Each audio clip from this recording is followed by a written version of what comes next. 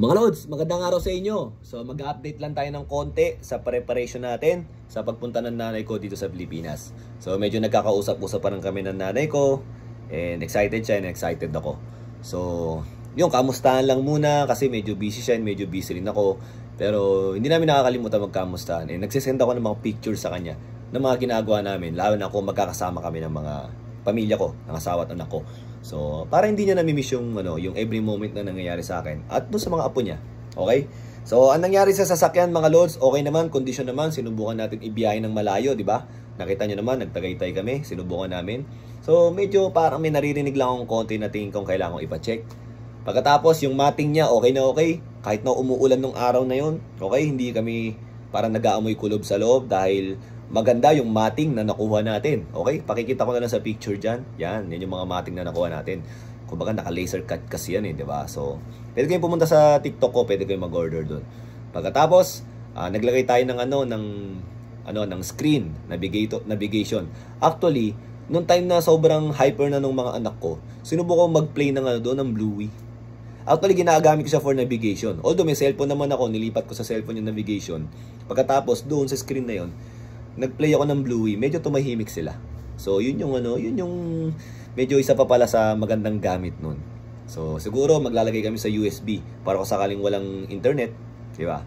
So, ready kami para hindi ganun ka-exhausting para sa misis ko na magbantay ng bata pag sobrang active nila.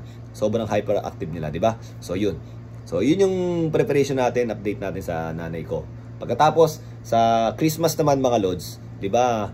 Marami tayong parang naalala dati, di ba? So, ang isa sa mga nami-miss ko pala yung caroling. Yan, yung pangangaroling talaga.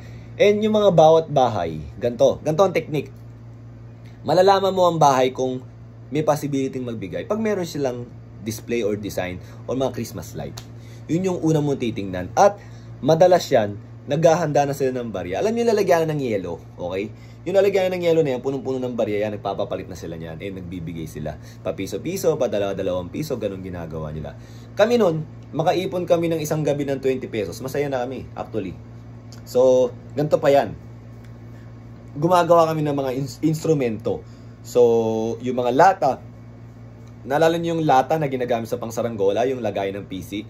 Ang ginagawa na namin doon, bandang uli, binabalutan namin ng yun, ng plastic, ng kung ano man, lalagyan mo ng maraming goma yun. 'Di ba? Yung mga pangdampa, pang-Pac-Man na na laro, 'di ba? Yung goma na yun iikot namin doon yun. Marami. Tapos hihilain mo sa gilid yung yung plastic para maging para mabatak siya ng mabatak. The more na nababatak siya, basta't hindi nasisira, the more na mas maganda yung tunog niya, the more na mas may tono siya. Pero ang pinakamagandang panlagay doon is yung payong. Payong mismo. Yung ng payong, yung pinakatela ng payong. Ang ganda nun. Konting batak lang, ang ganda ng tunog nun. Tapos hindi siya mabilis masira. And pangalawa, mabilis siyang parang nagkakaroon ng tono. Mabilis siyang nagkakaroon ng tunog. Yun ang kagandahan doon sa may tela ng payong. Ano pa ibang mga pangkaroling dati? Yung tansyan. Pupukpukin mo yun. Pag nag-flat na yun, lalagay mo sa alambre. So may mga kanya-kanyang diskarte kung paano ginagawa yun.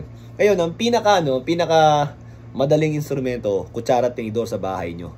Pag ganun-ganun ka lang, kutsara at tinidor. Okay? So, during that time kasi, hindi ko pa naman kayang dalhin yung gitara at ayaw ng tatay ko kasi baka masira, ang laki ng gitara Although kaya ko na mag-gitara nun, pero maganda sana yun. And hindi pa naman ganun karami yung alam kong tugtugin dati, nung ganung edad ko dati na elementary ako. So, yun ang ginagawa namin. Pero kung talagang wala kang instrumento, ang pinaka malupit na ambag mo, palakpak. Palakpak caroling yan. So ganun ginagawa namin caroling dati. Nakaka-miss din. Hindi kasi siya hindi kasi siya buraot tingnan dati talaga Na parang namumuya sa akin. Hindi, mabigyan mo lang kami ng kalansing ng barya. Okay na. Minsan nga, mas gusto pa namin yung mga candy.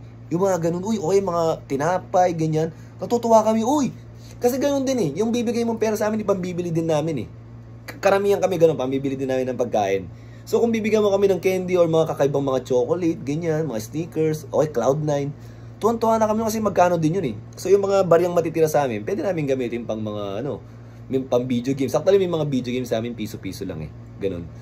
Iba yung yung video cars pang video game talaga. So yun yung nami-miss ko. Tapos actually dati, Lord, Sa may kantuan ng Tayuman at Abad Santos, meron shell dati ron eh. Giniba na yung shell doon, nakikita ko yung ginigiba na.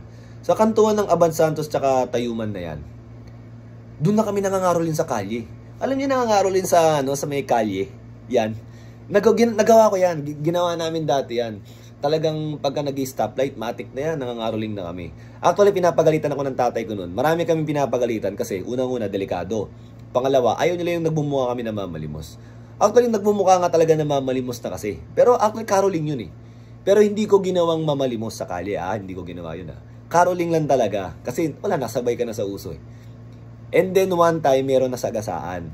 Yung pagkakasagasa naman sa kanya is, yung nabangga lang, sabay biglang biglang parang tumumba. Tapos hindi siya makalakad. Lahat kami natakot, namumutla nga yung ibang kasama ko, pati daw ako namumutla sa takot namin. Hindi siya makalakad. Ayun pala, nung dinala sa ospital, kaya hindi siya makalakad dahil nabigla lang din siya. And then eventually nakalakad siya. Kinabukasan, walang bata sa kalye. Lahat takot. So, yun. Balik kami sa bahay-bahay. Titingnan namin, oy, may parol dun. Pwede tayong mangaroling dun.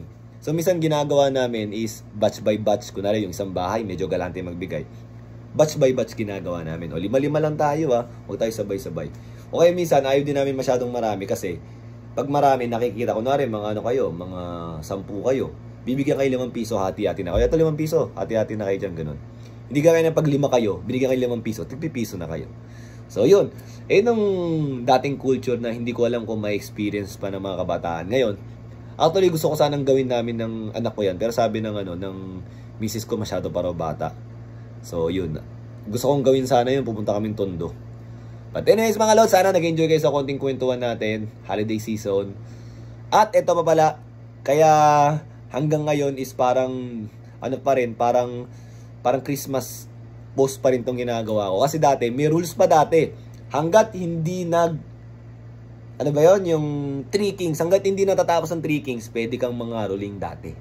Ganon talaga dati. Ganon na naalala ko noon. Ewan ko kung ganon din sinusunod sa ibang lugar. Pero kami noon ganon. So, ilang mga lods, sana nag-enjoy kayo sa kwentong to. Thank you!